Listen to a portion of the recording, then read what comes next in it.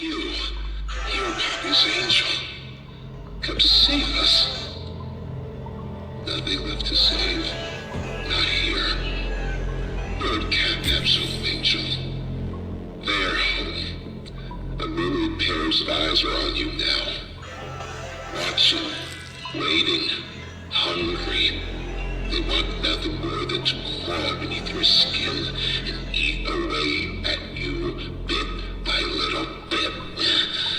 Fill what feels empty inside themselves. Then, Catnap, the prototype is his god, and this is what he does to heretics. These little toys follow Catnap to avoid that very fate, and in return, they are fed. We try to fight it. The prototype's control.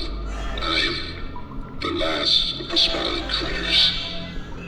Listen to me. You need to get out of this place. You need to live. You and Poppy can fix this. End this madness. The torment. Oh no. Oh no. Leave me. Please. Just go.